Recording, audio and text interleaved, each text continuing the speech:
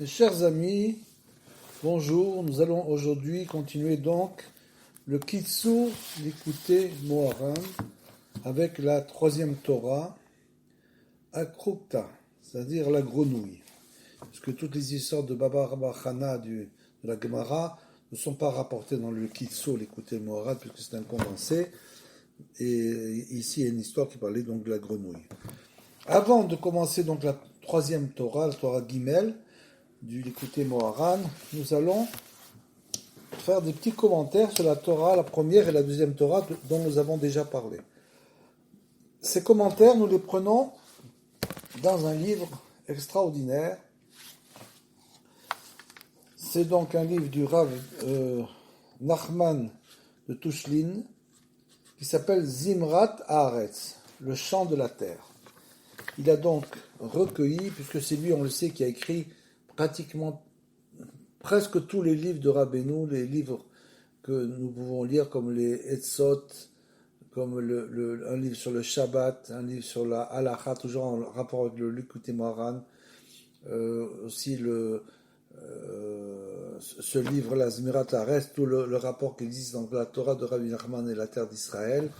Et donc il a écrit de très nombreux livres, très nombreux commentaires, des commentaires donc du Likutei Moharan, aussi sur les Sipurei Maasiot, avec interprétation. Il a écrit un livre qui s'appelle Parparot la Chochma, Nachat la Shulchan sur les halachot, tout ça en rapport avec aussi le Likutei Etzot, et aussi un autre livre sur le Shabbat, comme on l'a dit. Il a écrit de très très nombreux livres. C'était un très très grand sage qui était un élève de Rabbi Nathan. Donc il écrit ici dans une autre arrêt sur la première Torah Aleph, Ashret Mima, comme on l'a vu, Eretz Israël, Shamikar Aharat Or Asechel Bechinat Avira d'Eretz Israël Markim. En Eretz Israël, là-bas, se trouve l'essentiel de la lumière, cette lumière de l'intelligence divine qui descend dans le monde, comme on l'a dit, que chaque juif doit chercher en toute chaque chose la lumière de l'intelligence divine qui s'y cache. Ikararat or asechel bechinat, de l'ordre de Avira d'Eretz Israël Markim, c'est-à-dire, c'est pas l'air d'Eretz Israël qui rend intelligent. Non, c'est pas l'air. Avira, c'est pas le Avir. Avir, c'est l'air. Avira, c'est l'atmosphère. L'atmosphère qui se trouve en Eretz de Kedusha, de sainteté. C'est pour ça que la Torah de Rabbi Nachman est une Torah extraordinaire sur la terre d'Israël. C'est une Torah dynamique de la terre d'Israël. C'est pas une Torah statique où l'homme est obligé de rester, de ne pas bouger de l'endroit où il est en Eretz Israël, etc. Pour dire que seulement en Eretz Israël se trouve cette avira d'Eretz Israël. Rabbi Nachman nous enseigne que pas du tout, puisque bien sûr les sages ont été pendant 2000 ans en Galou. Toute la Torah qu'on étudie vient de la Galou. Tout le Talmud, etc. Le Rov, la majorité des livres que nous étudions tous les jours ont été écrits en Galout. Et donc, le Aviran, explique Rabbi Nachman, c'est autre chose, c'est une atmosphère de sainteté qui peut aussi se trouver dans un endroit de Chutz Laretz, dans une yeshiva, par exemple, les yeshivot qu'il y avait en Russie, c'est clair que là-bas, il y avait un Avira de Eretz Israël. Donc, Eretz Israël, Shamikar Arat Or Asechel, Bechinat Avira d'Eretz Israël Markim. Donc, cette atmosphère rend intelligent. Pourquoi? Parce que bien sûr, c'est une atmosphère de sainteté. Ve'alken Nikret Eretz Israël. C'est pour ça que la terre d'Israël est appelée Eretz Israël. Bechinat Nachalat Yaakov Shenikra Israël. Parce que c'est l'héritage de Yaakov qui a été aussi appelé Israël, Yaakov. Ve'al Shem Asechel Ve'amochin She'em Bechinat Israël.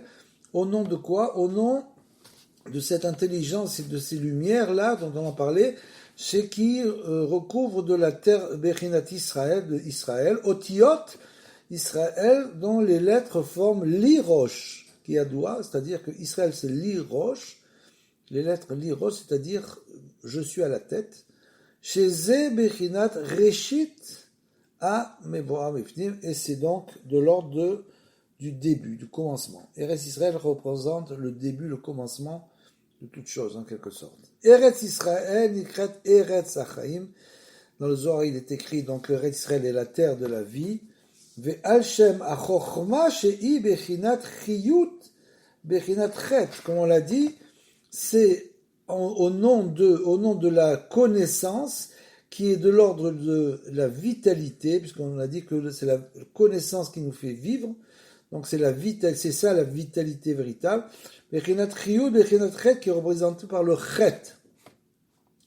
Ve'igam ken bechinat malchut, et elle est aussi représentée par la royauté, la terre d'Israël, comme on l'a dit à Malchut, c'est-à-dire le Keli qui vient recevoir la bracha, qui est Bechinat Malchut Keyadoua, chez Malchut Nikret Eretz, parce que la royauté est appelée aussi la terre, Eretz, ou Malchut Bechinat Levana, et la Malchut est représentée, comme on l'a dit, par la lune, Ve'alken Ikar Kiddush Achodesh, Alpi Ariya. Et donc c'est pour ça que l'essentiel du début du mois, parce qu'on a dit que ça représentait le début, l'irosh, le début.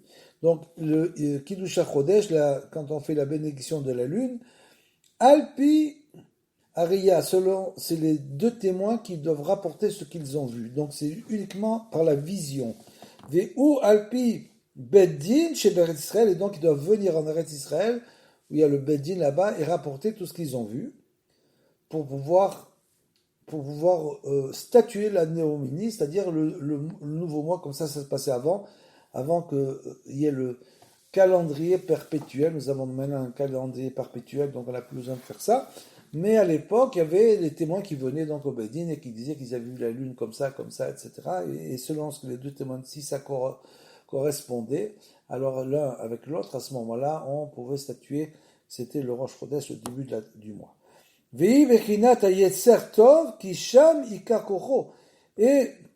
la terre d'Israël représente le bon penchant, parce que là-bas c'est l'essentiel de sa force en Eretz Israël, comme on voit des Mefarshim, ve'al ma'amar rabotenu zal, ben natan lecha Hashem sam lev, ragez, parce qu'il est écrit, où on sait que là-bas que c'est le bon penchant, parce qu'il est écrit Mirde venatan lecha sham lev ragaz. Parce que là-bas, par contre, Akadosh Baruch Hu a donné un cœur énervé, un mauvais cœur, Bavel ou Dirtiv, et on parle de Bavel, quand ils sont partis en Bavel, donc c'était en quelque sorte, c'était pas la volonté divine, mais ils sont quand même en Bavel. Et Shamikar Makom à Torah Vatfila, et donc en Eretz Israël, c'est là que se trouve l'essentiel de la Torah et de la Tfila, c'est l'endroit de la Torah et de la Tfila, Kema'amar Rabotenu Zal, En Torah, que Torah Eretz Israël, comme il est écrit, il n'y a, dans la Gemara, il n'y a pas de Ktubot, il n'y a pas de Torah, comme la Torah d'Eretz Israël, ou Mitpalel Mechos Laretz, Yechaven Libo Keneged Eretz Israël. Et il nous dit là-bas que celui qui prie en Roussarès toujours doit avoir la kavana, l'intention de son cœur dirigée vers la terre d'Israël. Et Shamikar Achen qui nikreet Eretz Zvi. Et là-bas, c'est l'essentiel de la grâce, se trouve la grâce, parce qu'elle est aussi appelée la terre, c'est la terre Zvi, la terre le zvi, c'est-à-dire c'est l'antilope.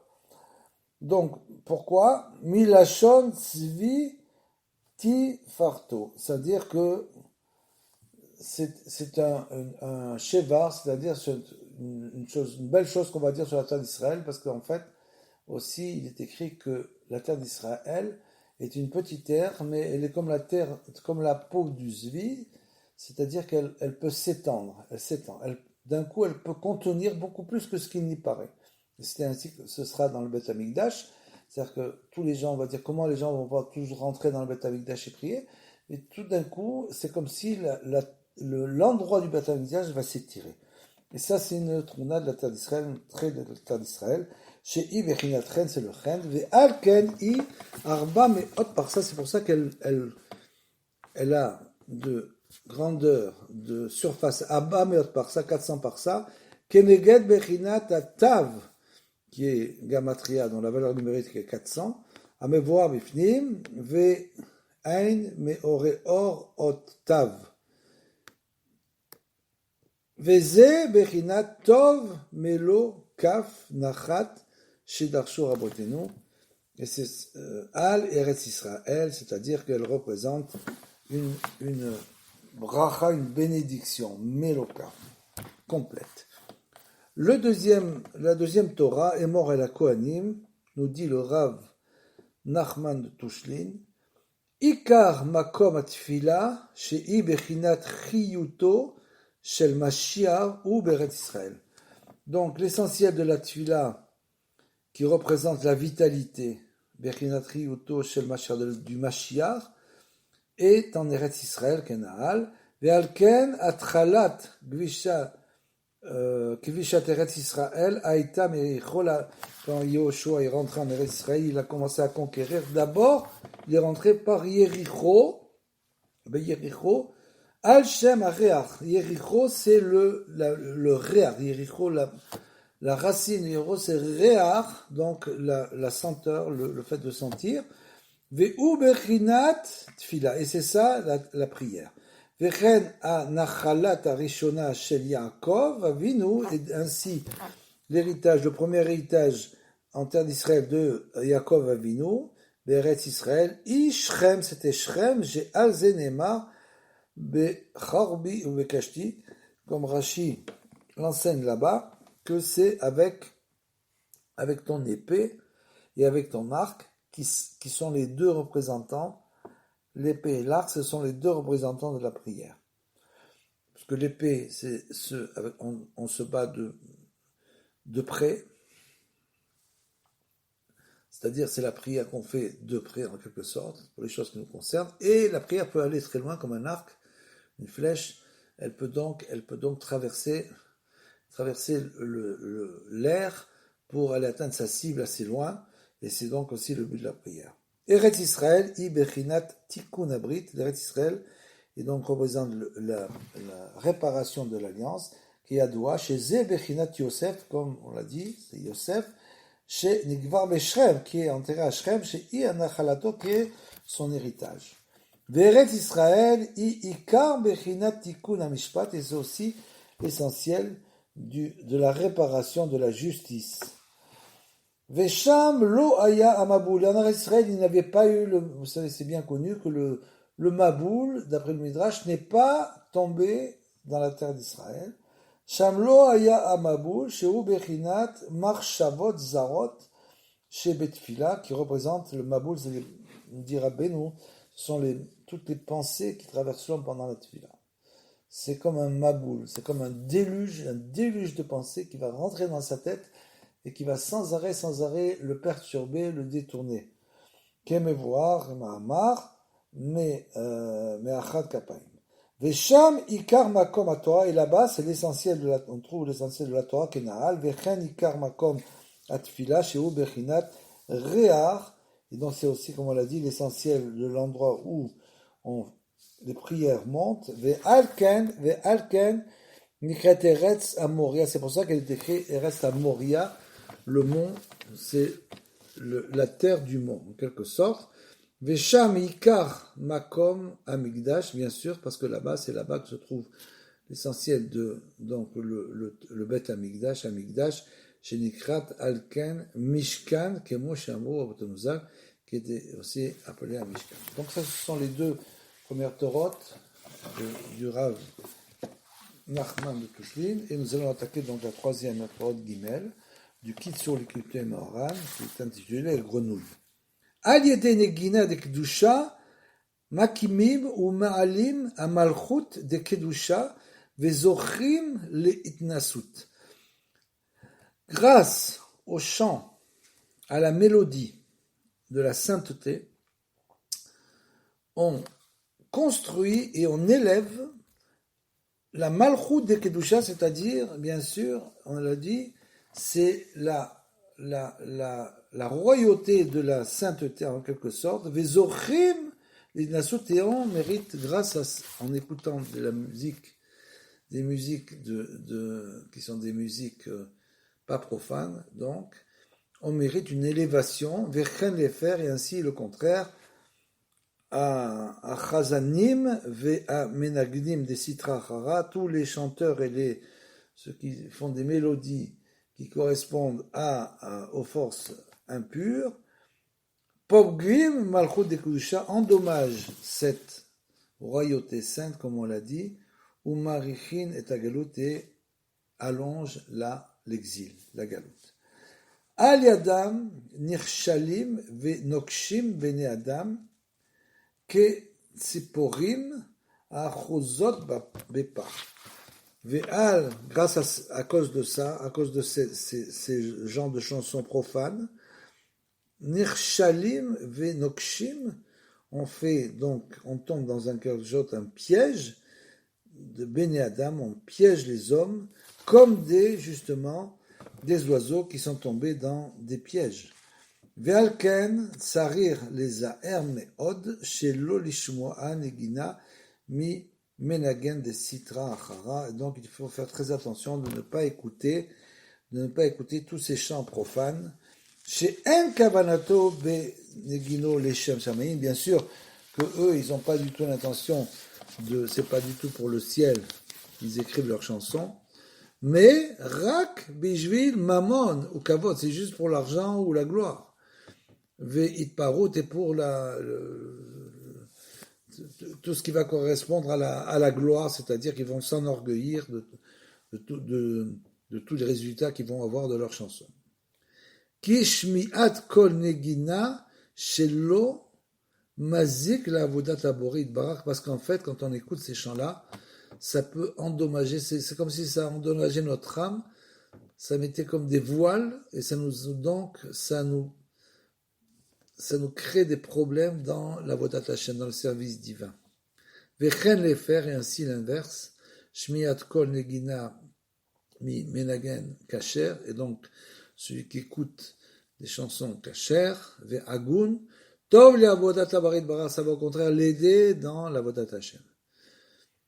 Et donc, c'est comme il est écrit, Miyom Shechar Bet Amidash, parce qu'en fait, depuis que le moment où le Bet Amidash a été détruit, chez Boyou à Kiruvim, où là-bas il y avait bien sûr les chérubins, Nitna Nevoa la Shotim, et malheureusement, la Nevoa, la prophétie, entre guillemets, est tombée entre les bras des imbéciles, des sots.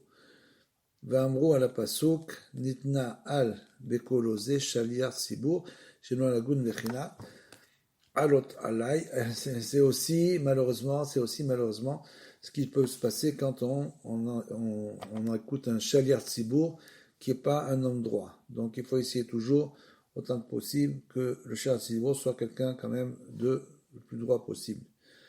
Atikun shelo, arshav. Chez lo yaziklo kol negina des sitra achara, la réparation, comment on peut réparer ça si on écoute de la musique profane? À ce moment-là, tikun chez lo yaziklo kol negina, c'est quoi la réparation? Ou aliédé chez la mad gemara balayla, c'est simplement en étudiant la gemara, la Torah orale pendant la nuit. Donc celui qui étudie la Torah orale pendant la nuit, il va se protéger, c'est comme une ségoula, il va être protégé des chants, de tous ces chants profanes. Aliede negina de kedusha, yecholim liskot le bechinat nevoa. Et par contre, celui qui écoute tous ces chants qui sont des chants de sainteté, de Jean Cacher, tous ces chants-là, à ce moment-là, on peut même arriver en les écoutant, on peut arriver entre guillemets, parce que bien sûr il n'y a plus de névoie, la névoie n'existe plus. Mais on peut avoir une sorte de névoie, le bechinat, une sorte de névoie, c'est-à-dire on va ressentir des choses qui ikar advekut l'Hashem idbarar, ou ayed negina, et là Rabbeinu nous dit un grand klal, assez incroyable, parce que l'essentiel de l'adhésion à Hachem idbarar, on nous dit, c'est on l'obtient avec le chant. Chose incroyable. Comment l'essentiel de l'adhésion, la dvekut, l'Hashem idbarar, ou aliede negina, c'est tout simplement parce que si on fait la prière en chantant, si on chante pendant la prière, c'est pas juste une récitation platonique deux mots qui se suivent les uns derrière les autres. La prière, ça vient du cœur. La prière doit venir, c'est là où il faut pousser au maximum le regesh, le sentiment. Le sentiment, en général, doit toujours être au dominé ou au même niveau que le sechel, que l'intelligence. Le sechel est dans le cerveau, le sentiment est dans le cœur. Par contre, quand on prie, il faut vraiment essayer de prier avec ferveur, et ça vient du cœur. Donc, nous dit Rabbeinu, Aliede Negina de Kedusha Yechonim Liskot le Bechina Nevo, on peut arriver jusqu'à, entre guillemets, la Nevoa, qui, car advekut, qu'à l'essentiel de l'adhésion à Hashem Bara, c'est avec la Negina, c'est avec le chant. Donc, très important aussi, si vous avez un minyan qui est dynamique et pas un minyan statique, où il se passe pratiquement rien, on récite, on fait des récitations. Il faut un minyan dynamique où les gens chantent aussi, ils chantent pendant la prière, notamment le Shabbat. Plus ils chantent et mieux ça sera. Comme par exemple les minyans de Karl Bar, Shlomo Karl Bar, dont d'ailleurs c'était le Zecher Tzadik Libracha, donc la Iloula de Karl Bar, c'était justement au même moment que Rabbi Israël, le même jour que Rabbi Israël. C'est incroyable. Et Shlomo Karl Bar a des minyans extraordinaires. Vous pouvez chanter pendant toute la prière, c'est absolument fantastique. Et donc, grâce à ça, vous arrivez à la Nevoa, il y a des Nevoa. Vekacher Idbarer Od le Kaman, comme on va le vérifier un petit peu plus tard dans la deuxième partie.